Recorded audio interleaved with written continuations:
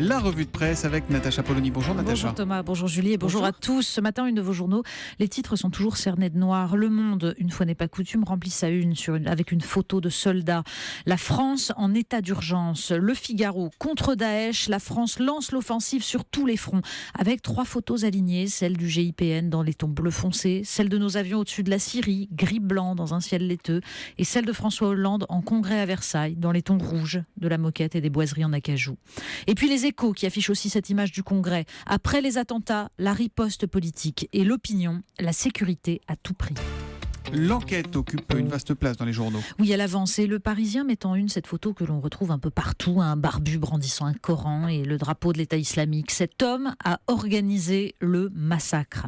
En long, en large, en travers, le curriculum vitae d'Abdelrahim Abaoud, 28 ans, grandi à Molenbeek, dans une famille de petite classe moyenne et qui aime désormais apparaître sur des vidéos traînant des cadavres à l'arrière de son pick-up. Et puis il y a les kamikazes. Sami Amimour, originaire de Drancy, et ses commentaires des voisins. C'était quelqu'un de bien, bon élève. Bon, certes adolescent, lui et ses copains étaient surnommés la BAC musulmane parce qu'ils tentaient d'imposer leur loi dans le petit square voisin en interdisant aux garçons de fréquenter les filles. Mais ce que nous raconte surtout le Parisien, c'est que Sami Amimour a travaillé pendant 15 mois à la RATP et que la régie constate aujourd'hui une multiplication des incidents liés à la religion parmi ses conducteurs de bus. Ceux qui refusent de saluer une femme, ceux qui font leur prière sur place, ceux qui refusent de conduire un bus précédemment conduit par une femme. Pour éviter le caillassage des bus dans certains quartiers, confie une source, on a embauché des grands frères au profil peu recommandable. Alors la RATP, nous dit le Parisien, serait aujourd'hui l'une des sociétés qui emploierait le plus de personnes faisant l'objet d'une fiche S. Peut-on, doit-on parler de guerre ? Il y a de la sémantique dans la presse. Oui, c'est la question du jour. Sommes-nous en guerre ? Le titre même de Libération, avec son allusion à l'ouvrage de François Mitterrand, qui critiquait les institutions trop autoritaires de la Ve République, donne le ton. L'état d'urgence permanent. Et les experts de débattre. Le philosophe Étienne Balibar, dans Libé, choisit d'appeler guerre ce conflit nomade, indéfini, polymorphe. La guerre, dit-il, nous en payons le prix et nous en portons le deuil. Dans le Figaro, Renaud Girard souligne qu'il ne faudrait pas pour autant accepter le concept creux forgé par les Américains, War on Terror, la guerre contre le terrorisme. Le terrorisme, dit-il, est une arme, pas un ennemi.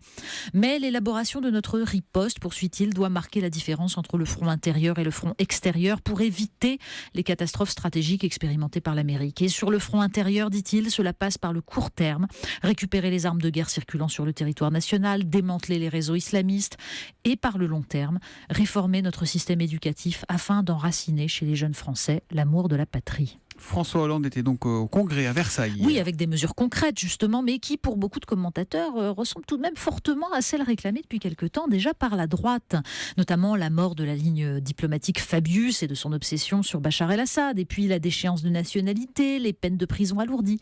Mais on est un peu gêné en lisant Le Parisien de trouver ce titre, le jour où Hollande a piégé Sarkozy.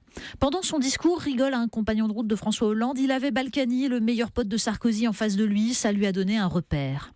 Ils ont été un peu naïfs, commente un autre, ils nous ont fait des propositions, on leur a répondu chiche. Dans les Échos, Cécile Cornudet parle de ce virage sécuritaire assumé. Derrière le chef d'État se voulant à la hauteur de l'événement, analyse-t-elle, se cache aussi le tacticien politique. Alors oui, on est quand même un peu gêné en lisant tout ça. Le délai de décence se raccourcit dangereusement et on pensait que les enjeux étaient quand même un peu plus vitaux. Alors on parle beaucoup de l'Irak, on parle beaucoup de la Syrie, on parle moins de la Libye, Natacha. Oui, pendant ce temps, Le Monde nous raconte le calvaire quotidien des populations de Libye soumises à la folie des islamistes, les fillettes forcées de porter le voile, les femmes menacées, les enseignants réduits à donner des leçons de mathématiques clandestine. Le résultat de nos jeux d'apprentis sorciers. Vous avez été frappé, marqué par 2 textes. Oui, s'il y a 2 textes à lire ce matin, en fait, ils sont dans Libération. Celui d'abord du chanteur du groupe Zebda. C'était un carnage, écrit-il, et c'est mon jour de baptême. Je deviens solennellement français. Il y a des jours comme ça où, même à Nard, on porte un drapeau parce que c'est tout ce qui reste à brandir après l'embrasement et il est bleu, blanc, rouge. Des jours comme ça où on reprocherait à Renaud, Ferré, Brassens d'avoir aimé que la France et pas assez la patrie. Des jours où même noirs ou même musulmans, on veut bien que nos ancêtres soient gaulois. Ce jour-là, on aime les Français quels qu'ils soient, écrit-il. Et puis un peu plus loin, il y a cet extrait d'un livre de l'écrivain italien Eri De Luca qui cite un passage de l'évangile de Marc dans lequel, dit-il, le plus célèbre guérisseur de l'époque, Yeshua de Nazareth, rend la vue à un aveugle. Mais à la première tentative, en fait, il y a un raté. L'aveugle dit qu'il voit Les hommes, des arbres qui marchent.